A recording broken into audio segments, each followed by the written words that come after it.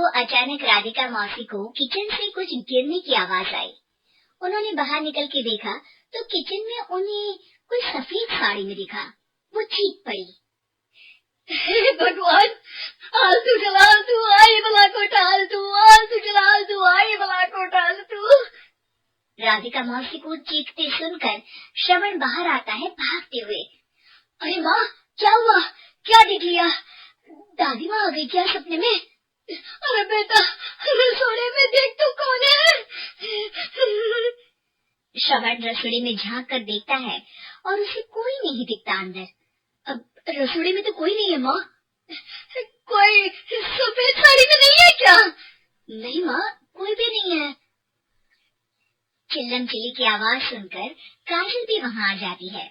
अब क्या हो गया माँ जी? अरे बेटा, रसोड़ी में एक चुड़ैल थी सफेद साड़ी में। अरे क्या कर रही थी वो अंदर? अरे बताया नहीं, कल आएगी ना तो पूछ लूंगी। चुड़ैल जी, आपका क्या प्लान है? माँ जी, रात बहुत हो गई है, आपने कोई बुरा सपना देखा होगा, चलिए सो जाइए। राधिका मौसी सोने तो चली जाती है पर उनको रात भर नींद ही नहीं आती। वो कुछ भी उलझुल बातें सोचने लगती है। कहीं चुड़ैल की वजह से तो घर में टेंशन नहीं हो रहा, कहीं उसी की वजह से तो वो दादी नहीं बन पा रही। सुबह जब राधिका मौसी रसोड़े में छानबीन करती है तो पाती है कि नींबू का अचार गायब है। चुड़ैल नींबू का अचार ले गई? मुझे तो ठीक नहीं लग रहा कुछ। चुड़ैल को भी पता है कि जिंदगी का असली मजा तो खट्टे में ही है। राधिका मौसी झट से श्रवण को फोन कर देती है। बेटा, मुझे समस्या समझ में आ गई है, हमें एक तांत्रिक की जरूरत है। अरे क्या बोल रही हो माँ, तांत्रिक की क्या जरूरत है? आप पूजा पाठ तो कर ही रही हो ना। आलतू जलालतू मंत्र सारे फालतू जैसे कुछ मंत्र पढ़ो, चली जाएगी अपने आप चुड़ैल। अरे नहीं बेटा, कभी चुड़ैल को कम नहीं समझते। अरे तुझे पता भी नहीं चलेगा कि कभी वो छल करके काजल की जगह घर की बहू खुद बन जाएगी। क्या माँ, कुछ भी बोल रही हो? कहाँ काजल और कहाँ चुड़ैल? वैसे एक बात बताओ, काजल को अगर गाने के लिए बोल देना तो चुड़ैल काजल की आवाज सुनकर घर तो क्या, धरती लोग छोड़कर चली जाएगी। तुम ना पढ़े लिखे बच्चे हर चीज को मजाक समझते हो। तुम रहने दो, मैं खुद ही तांत्रिक को बुला लेती हूँ। अच्छा सुन, शाम को इमली लेके आना। क्या है कि चटनी खाए बहुत दिन हो गए है ना? नहीं माँ, इमली तांत्रिक से ही मंगवा लो ना, आटा वगैरह भी उसी से पिसवा लेना। देखो मुझे काम करना है।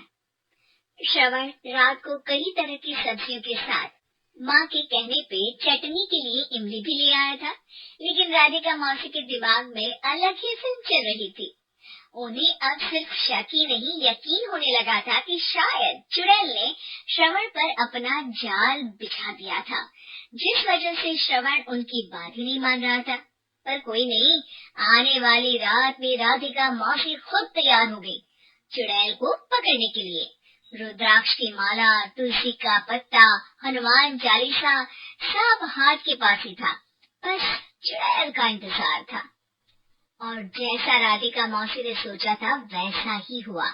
वो चुड़ैल उस रात भी आई, पर वो राधिका मौसी से तेज निकली और राधिका मौसी के उससे पकड़ने के पहले ही वो भाग खड़ी हुई।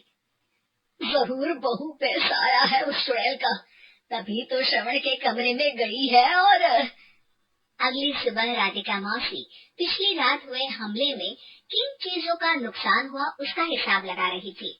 उनके खेमे से एक आम के अचार की शीशी भी गायब हो चुकी थी और वो इमली भी जो कल श्रवण लेकर आया था। राधिका मौसी इस बारे में सोच ही रही थी कि श्रवण जल्दी से रसोड़े में आकर दवाइयों की पोटली ढूंढने लगता है। अरे बेटा क्या हो गया? अब माँ, वो काजल की तबीयत खराब है, बहुत घबराहट हो रही है उसे। हे भगवान, मैंने पहले ही कहा था कि तांत्रिक को बुला लेते हैं, पर नहीं, अब देखो उस चुड़ैल ने काजल को अपने वश में करना शुरू भी कर दिया है।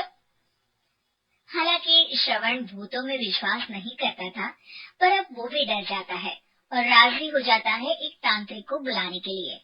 कुछ ही घंटों में तांत्रिक आ जाते हैं और राधिका मौसी तांत्रिक जी को सब बता देती है। घोर संकट, घनघोर संकट, चुड़ैल को मारू जोर चाकट, ओम भट स्वाहा खटखाटे आहा। अरे ये क्या मंत्र है? मेरे खुद के ओरिजिनल मंत्र है, कल रात को ही लिखे हैं, अच्छे लगे तो दाद चाहूंगा। एक और मंत्र सुनो, आज किया है आब्राकडाब्रा, दिल्ली बम्बई आगरा, चंदा मामा सूरले सुरन मामू जारा। ये मंत्र है? अरे कोई 40 वाली सा पढ़ो ना। वक्त कब है, 40 नहीं पड़ेंगे, 20-25 में काम चलाना पड़ेगा। अलग निरंजन जाके लंदन, मुफ्त का मंजान घिस मेरे लंदन। अरे जल्दी करो तांत्रिक जी, जल्दी करो। तांत्रिक अपने उल झलूल मंत्र पढ़ने लगता है। श्रवण को तांत्रिक पे शक होता है। वो अपने एक डॉक्टर दोस्त को कॉल कर देता है ताकि कोई अनहोनी हो तो इमरजेंसी में चीजें मैनेज हो जाए। तांत्रिक धुनी रमाता है, जिसकी वजह से कमरे में काफी धुआं हो जाता है और जिसकी वजह से बहू की घबराहट बढ़ जाती है। अब भागेगी चुड़ैल। हाँ। बहू खांसते हुए धुएं से बचने के लिए बाहर चली जाती है। अरे भाग रही है, भाग रही है। पीछे पीछे श्रवण भी जाता है। बहू एक सोफे पर बैठ जाती है। तभी डॉक्टर दोस्त आ जाते हैं और श्रवण को पानी लाने के लिए कहते हैं। थोड़ी चेकअप के बाद डॉक्टर कहते हैं, मेरे हिसाब से जाप का काम पूरा हो गया है। क्या मतलब? अरे कुछ भी नहीं माँ, कोई चुड़ैल नहीं है, खुशखबरी है, अब दादी बनने वाली है। मगर वो सब अचार के डब्बे। श्रवण दोनों अचार के डब्बे अपनी माँ को दिखाता है, जो कि उनके बिस्तर के नीचे छुपे हुए थे।